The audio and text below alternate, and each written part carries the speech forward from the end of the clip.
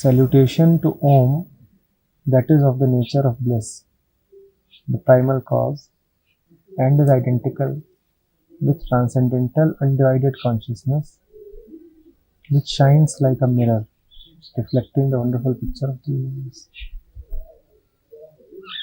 The whole work is in the form of teachings imparted by sage Dattatreya to his disciple Parsurama, the son of sage Janmarkni. After hearing about the greatness of goddess Tripura, Parsurama gets initiated by Dattatreya into the worship of goddess Tripura with all the auxiliary disciplines. He retires to a secluded spot on a mountain and follows all the rigorous disciplines of an initiate, such as ritualistic worship, repetition of mantras, and all the auxiliary practices daily for 12 years. At the end of the period, doubts arise in his mind about the utility of all his disciplines in achieving permanent happiness and peace. He again approaches his Guru Dattatreya for the teaching that will liberate him from being bound to obligatory works without realizing the truth which alone can bring lasting happiness and peace. Dattatreya praises him in the following words.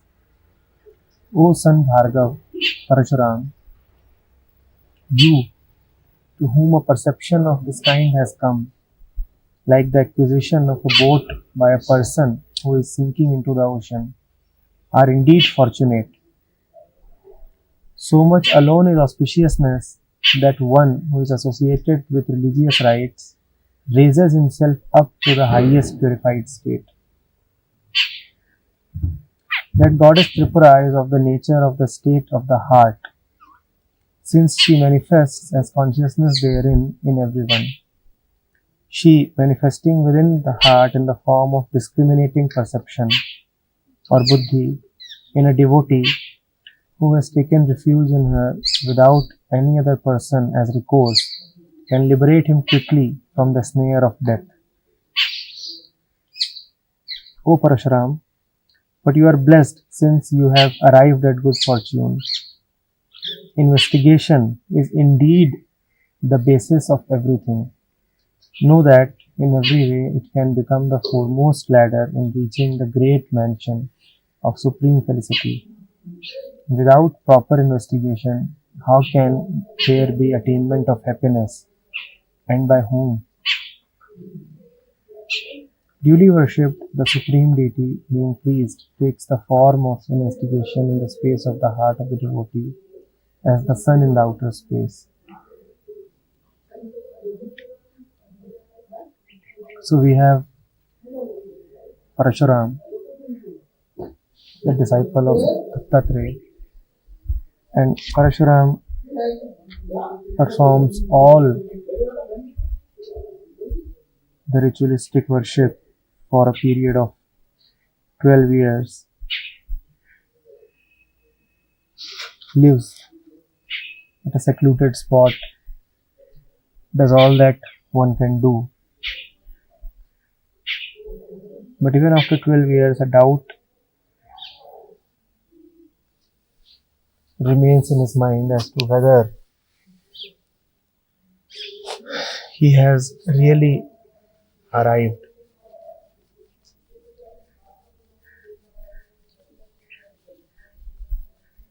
So he goes back to his Guru Dattatreya again, the same Guru who had advised him to follow his austere routine for such a long period, 12 years. And he says, can I now be seated in the truth alone without the aid of the rituals that you had prescribed me?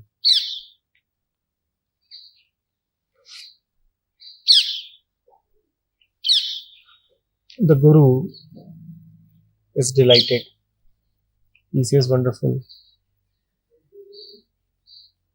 With you that can happen. Indeed, you have arrived at a fortunate time. Your stage to be liberated from the cause-effect cycle has arrived. You are now eligible to move directly into the truth without the support of the ancillaries. And after that, you will not require any of the stipulated regimes, any of the prescribed routines. None of that will be needed.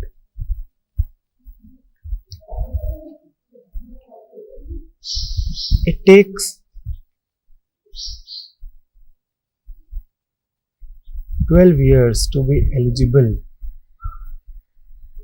to move to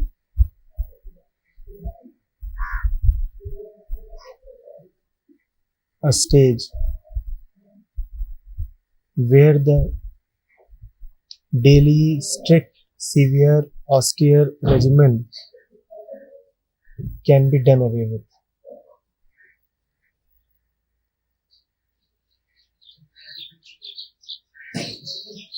Yes, one can have freedom from all the routines, one can have freedom from a certain set patterned way of living. One can say that a free mind does not require any kind of impositions. But before all the external impositions can be removed, firstly, the internal impositions have to be cleared. In fact, the external impositions are advised by a teacher only because the internal impositions are already present.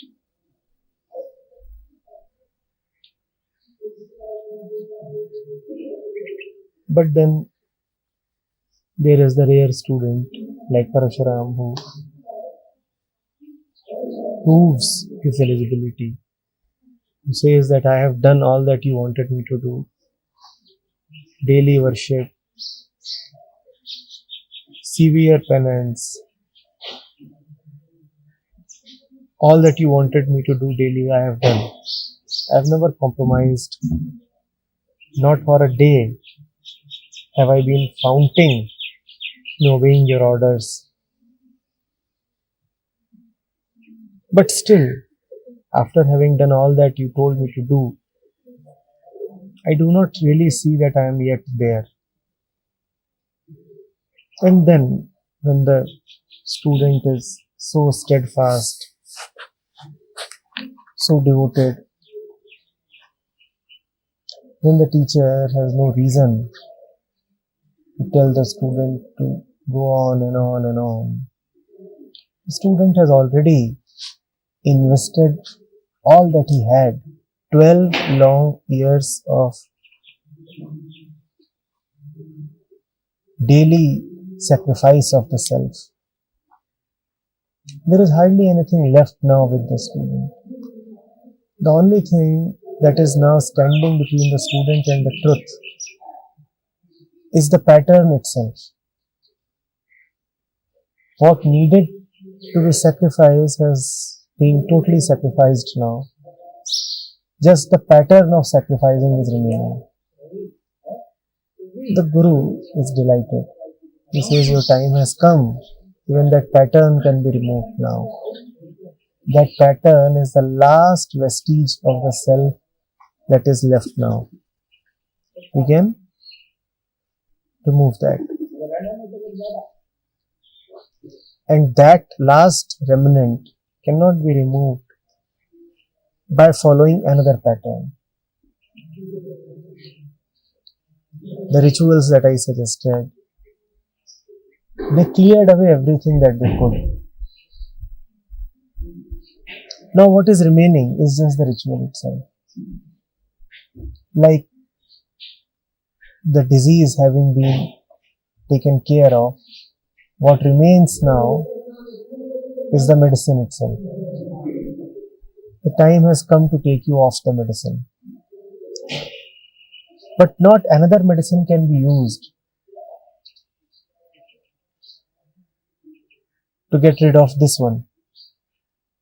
Now what you require is the fire of the divine knowledge itself, the inner force of consciousness itself, which will consume the remnant self and not remain by itself also.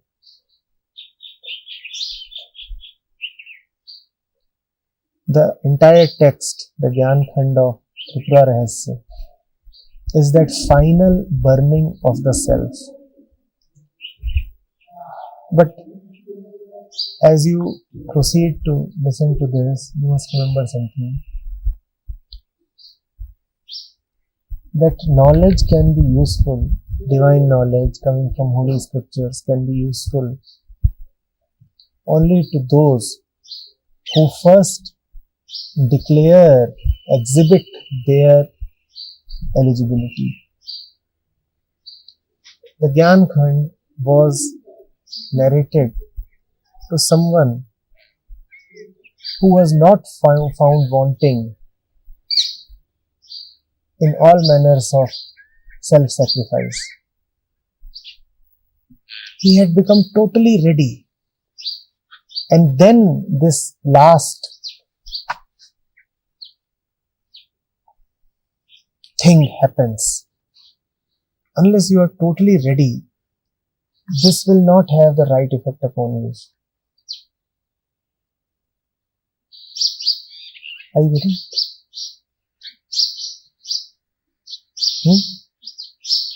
And what is this total readiness? Where does it come from? Before you can understand this, before you become eligible to be redeemed by knowledge, you first have to rid your mind of all the knowledge that is already there.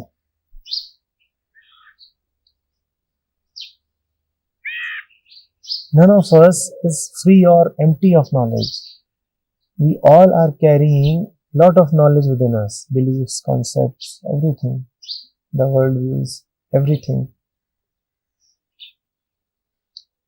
Till the time that is sitting deep, the substratum cannot be cleared. It is like you want to kill the body of the self. You want to kill the body of the self. By self I mean the ego. But the body of the self is wearing many layers upon it. What are those layers? What is the body of the self wearing? What are those layers? Concepts, attitudes, beliefs. I know, I understand these things. So there is the body of the self, and then there are layers upon layers upon layers. Now, these are arrows that the divine teacher shoots at the self. But the self will remain protected. Why? Because so many layers are there upon it. Layer upon layer. Those layers act like armors. They protect the self. Are you getting it? So first,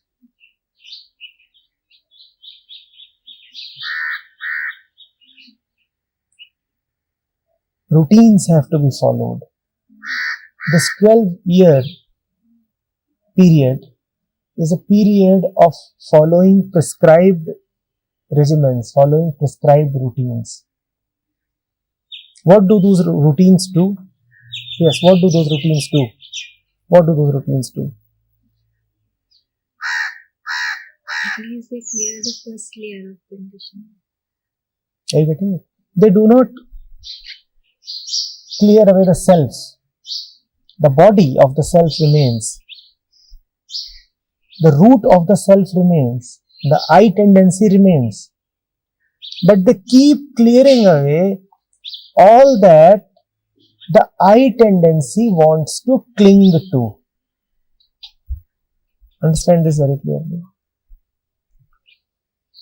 The body of the self is the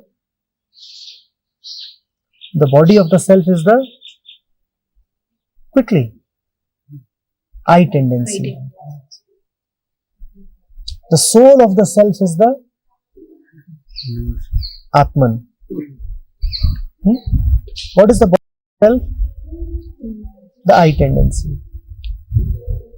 Obviously, liberation lies in getting rid of the I tendency. The body of the self has to go. But this body of the self wears lots of armors, lots of layers. What are those layers? Everything that this I tendency gets attached to.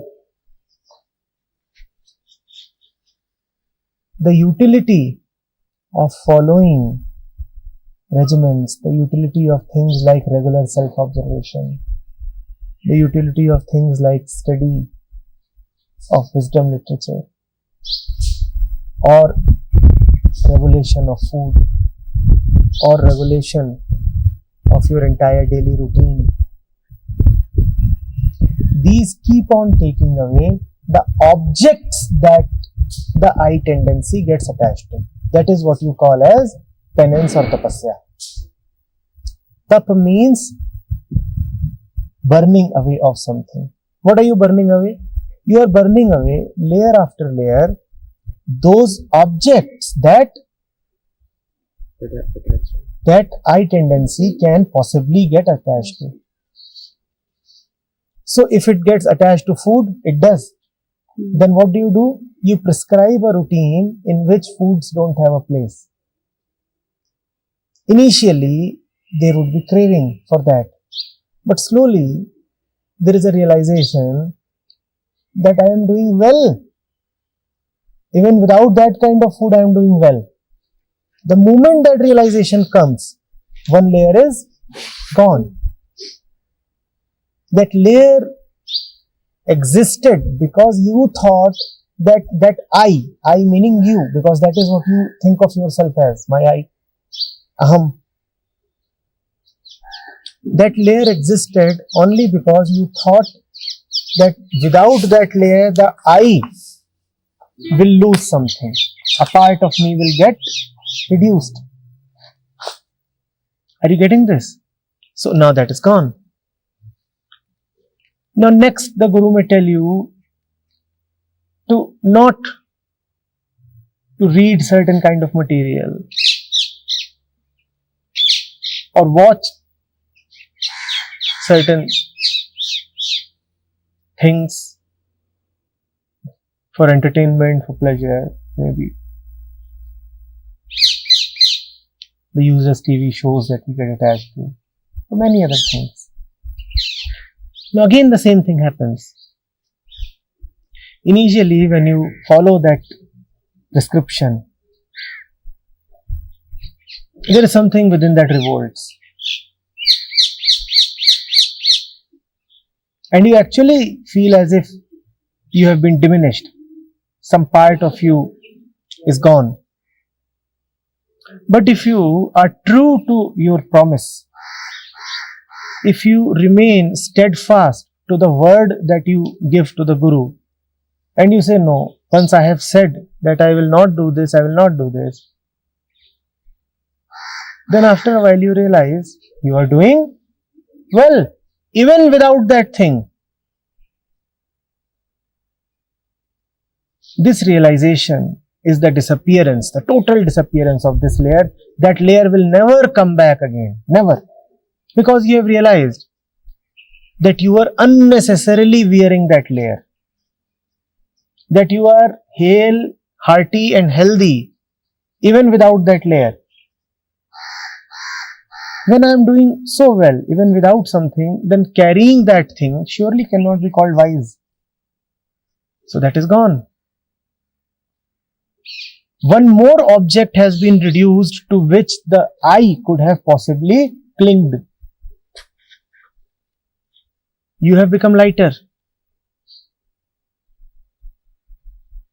Do you see how the entire process moves?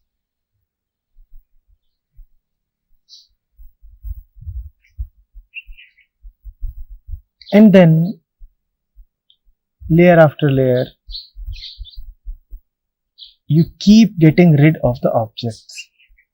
This is the whole thing about tapasya. Just getting rid of the objects. And getting rid of the objects not in a superficial way. Getting rid of the very tendency to cling to the objects. Actually feeling delighted and grateful that you could get rid of it. Realizing that there was so much of dead load that you were carrying, and now that that dead load is gone, you are indeed lighter. You did not really need that dead load. It was just there. But on your own, you would have never let go of that dead load, because when that load is there, when that layer is there, it is a part of yourself. It is a part of you. It is a part of your identity, your being. What is this layer? You don't call it a layer. What do you call it? Me. See, look at your skin. The topmost layer of your skin is just dead cells, right? Do you realize this? It's a very fine layer. When you take bath, what happens to that layer? Or when you scrub your skin, what happens to that layer? It goes away. And when it goes away, what do you do it? Do you cry? Do you weep? It's gone down the drain and you don't even bother, right? But till the time it is present on your body, if somebody touches it, suppose somebody touches your hand, what is he actually touching? He's touching that rubbish on your hand, right? Somebody touches it, what do you say? You are touching me. When that layer is gone, then you realize that, oh, I am alright even without that thing. It was not me at all. But that cannot happen till the time it has already gone. No, that is a huge gap. On your own, you will never let it go. On your own, if somebody touches you to remove it, you will say, why are you violating me? This is my privacy. Don't enter my privacy. That's what you will say, right? Somebody touches your hand. You will not allow him to touch you, because you will not say that you are touching something external. You will say you are touching me. So this is a very delicate and a very unpredictable thing. You cannot plan your way out of it. You just have to have faith. You just have to initially just trust.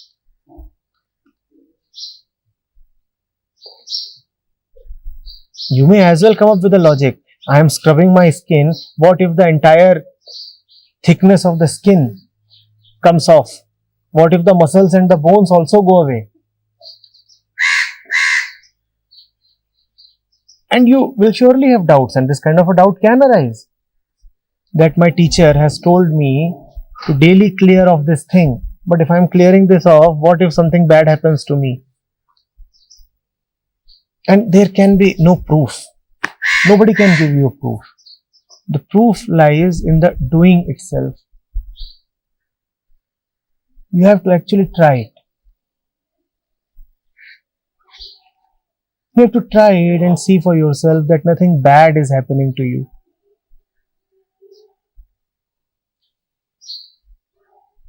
The delight comes after that. When you see, oh my God, I am actually looking better without that. And that delight, that gratefulness, that realization is also what gives you the power to keep moving. Then all right, one thing he told me and it proved useful, so it is quite probable that the next thing too is going to prove useful. The more you proceed on the path, the more inner conviction you gather.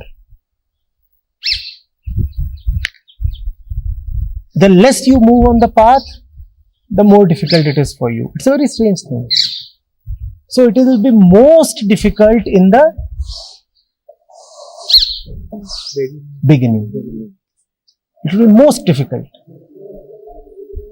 The beginner will always find it the most difficult. And if you are finding it very difficult, then it only proves that you are a beginner. And if you want to find it easy, then begin fast. Don't remain a beginner. Don't remain stuck at the first step itself. Move fast. The more you follow the path, the easier it is to follow the path.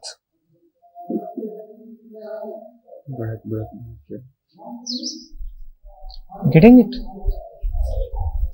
So now we move on to see what Dattatreya has to say to Parsurama. Parsurama has come with all the layers of the self gone. He has come naked. I have a question. So there is this I identity, and there are objects to be get identified with. So let's say we have burned one by one all the layers. Will this I identity Yes, remain there? it still remains. It still remains. There is no object to cling to. There is one final object. Self. The one that burnt away everything. Everything has been burnt away, but someone remains Who burned? who burnt away everything. That is the final object to which it clings. Niti. Are you getting it? God, I followed all the instructions of the Guru and got rid of all the objects. But one fellow is still remaining. Who? the one who got Who followed the Guru's orders. So that is why in the last step, the disciple himself has to disappear, and along with the disciple, the Guru also disappears. The last step in liberation is always the simultaneous disappearance of both the Guru and the disciple. Both go away.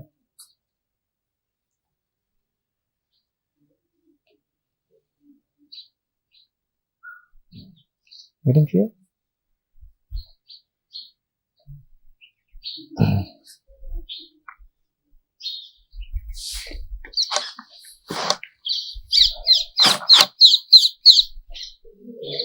See, this should again also make it clear to you that it is nearly impossible to get rid of the I perception, the I suffering directly. It can be done, but it is near impossible. No, not only on your own, without first getting rid of the objects to which the I clings. Are you getting it? So that is why sadhana is so important. That is why tapasya is so important. You cannot keep following your daily pattern as usual and still hope to gain wisdom. It is impossible.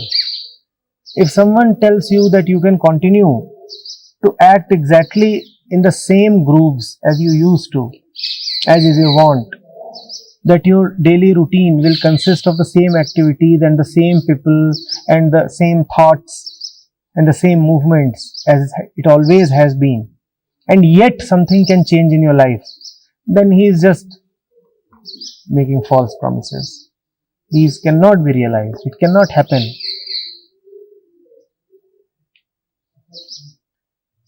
The final change is internal. There is no doubt about it. Just external change is cosmetic. We all know and agree. But also know, please, that the internal survives by getting attached to the external. The external, in a sense, is the fodder of the internal.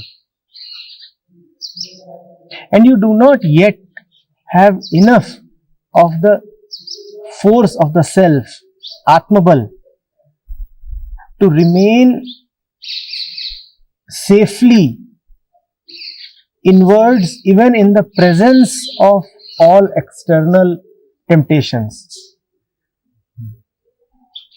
You do not have that. So it is very important to give yourself a conducive environment. That conducive environment is called satsang. So what you're saying is first the external changes, then the internal. No, obviously the root is the internal. First, some internal inspiration has taken Parsurama to Dattatreya. So the first is always internal. But once he comes to Dattatreya, what does Dattatreya tell him? 12 years, you take care of the external. There is something internal, obviously. That is calling, that is beckoning. Without that internal, Dattatreya is helpless. Dattatreya couldn't have done anything. So the internal Guru has taken Parsurama to the external Guru. And then the external Guru is talking of everything external. Do this, read this, do not read this, eat this, do not eat this. And there is no change happening with the internal. All the changes are happening in the Internal anyway does not change. Internal anyway. All the game is being played externally. Anyway. We can say that the internal Guru can be understood as those moments of observations and reflections. Through those moments. No, internal Guru does not depend on any observation or reflection. He enables all observation and reflection. The internal Guru is not founded or formed. He is the only thing that is really always there. Except the internal Guru, nothing really exists. The internal Guru is the Atman itself.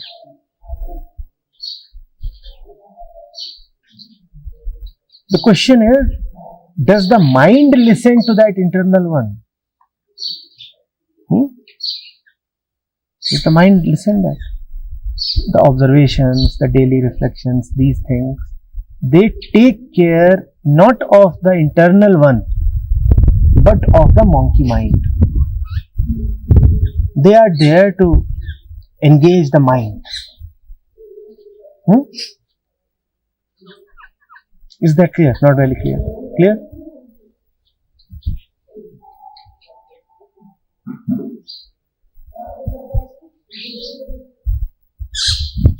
So you're going to be busy with something. Be busy with something that will help you Get rid of your business. You are always going to be busy with something. Better be busy with something that helps you get rid of your business. Getting it? And also remember that these 12 years, Parsurama could never have been fully sure of everything. Never fully sure.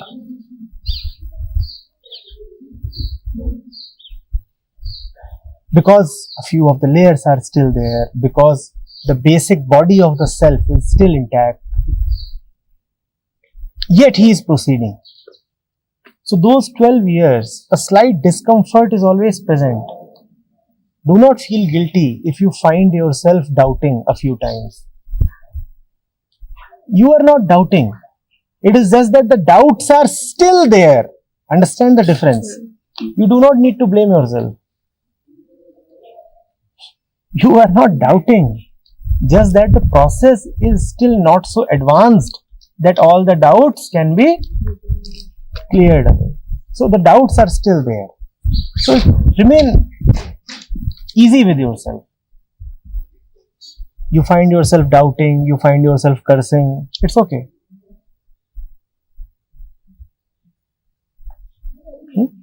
Don't mind. Even the teacher won't mind. It's alright.